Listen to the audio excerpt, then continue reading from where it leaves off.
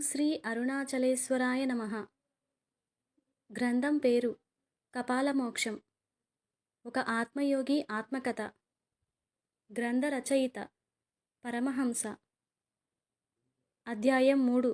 గాయత్రీ మహామంత్రం ఉపదేశం. శివయ్య లింగారాధనలో భక్తిలోపం కానీ మంత్రలోపం కానీ ఉందేమో అని భావించి మంత్ర తంత్ర యంత్ర పుస్తకాలు గ్రంథాలు పారాయణ గ్రంథాలు చదవటం ప్రారంభించాను. అంటే నాకు తెలియకుండానే నేను శబ్ద పాండిత్యంలోకి అడుగుపెట్టానన్నమాట. ఈ పుస్తకాల గ్రంథాలు అన్నిట్లోనూ యోగ సాధన ఆరంభానికి తప్పనిసరిగా గురువు ద్వారా మంత్రోపదేశముగా గురుమంత్రమును పొందాలని, దానిని 3, 5, 7, 9, 12 సంవత్సరాల పాటు చేస్తే మంత్రసిద్ధి కలుగుతుందని, తద్వారా అనుకున్న కోరికలు ఇష్ట కోరికలు తీరుతాయని తెలిసింది. వెనువెంటనే శిలారూపంలో ఉన్న శివలింగం మూర్తిని మంత్రోపదేశం మార్గం చూపమని అడగటం జరిగింది. కొన్ని రోజులకి నాకు శ్రీశైల క్షేత్రంలో అంగరంగ వైభవంగా గాయత్రి మంత్రోపదేశం అనగా ఉపనయన కార్యక్రమం జరిగింది. ఈ కార్యక్రమం జరిగే చోటికి 27 మంది బాలవేద పండితులు వేద గురువులుగా అనుకోకుండా వచ్చి వారి ఆశీర్వాదాలు ఇవ్వటం నాకు జరిగింది. నాలో ఏదో తెలియని ఆనందానుభూతి మాటల్లోనూ చేతల్లోనూ చెప్పలేని స్థితి కొన్ని క్షణాల పాటు పొందటం జరిగింది.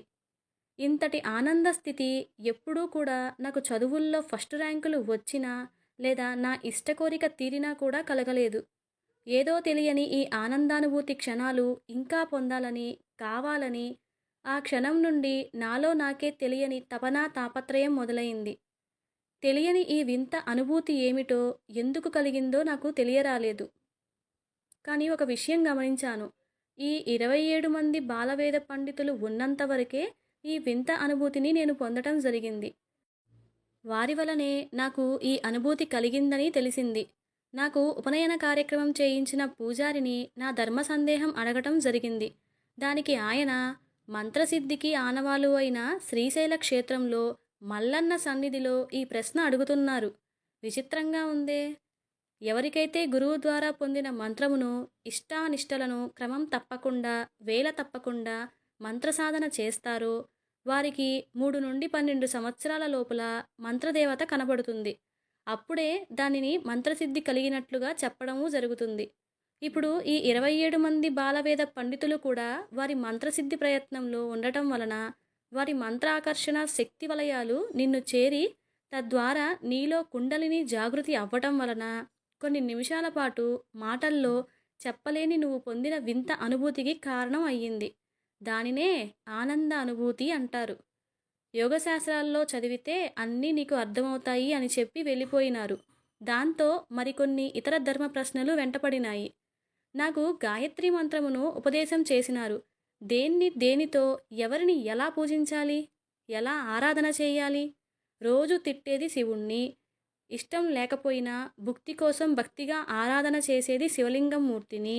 ఆయనేమో పురుషుడు, నాకు మంత్రం ఉపదేశం శ్రీమూర్తిది. మరి వేదమాత గాయత్రి పూజించాలా లేక వేదాలకు అధినేత అయిన శివయ్యను పూజించాలా? శ్రీమంత్రముతో పురుషుణ్ణి ఎలా పూజించాలి? పూజించడం జరగదు కదా. తెలియకుండా తప్పుడు మంత్రం ఉపదేశం ఇచ్చినారా? ఏమో అర్థం కావటం లేదు. అయోమయంగా గందరగోళంగా ఉంది. యోగశాస్త్రాలు కుండలిని శక్తి జాగృతి అంటూ ఇంకా ఏమో నాకు తెలియని పదాలకు అర్థం కాని స్థితిలో నేను ఉన్నాను. ఇలాంటి అయోమయ స్థితిలో ఉన్నప్పుడు మా నాన్న నా దగ్గరకు వచ్చి, ఒరేయ్ బుల్లిబాబు, ఎక్కువసేపు పసుపు కాళ్ల పారాయణంతో ఉండకు, వీటితో బయట తిరగకు, దయ్యాలు పట్టుకుంటాయి, అవి పట్టుకుంటే వాటిని వదిలించుకోలేక నానా ఇబ్బందులు పడవలసి వస్తుంది అని జాగ్రత్తలు చెప్పి వెళ్ళిపోయారు. మన పేరుకు తగ్గట్లుగా కోతిగంతులు వేయడం చేశాను. లేని దేవుడు ఉన్నాడని ఈయన పూజలు చేస్తున్నది చాలక లేని దయ్యాలు ఉన్నాయని పైగా ప్రేతాత్మలుగా పట్టుకుంటే కష్టాలు పడాలా? రమ్మని చెప్పు, ఉంటే నన్ను పట్టుకొని చూడమని చెప్పు. ఈ ముసలాడికి రాను రాను చాదస్తం పెరిగిపోతుంది. లేని వాటిని ఉన్నవాటిగా చెప్పడం దండగా, పైగా నాకు హితబోధనలు.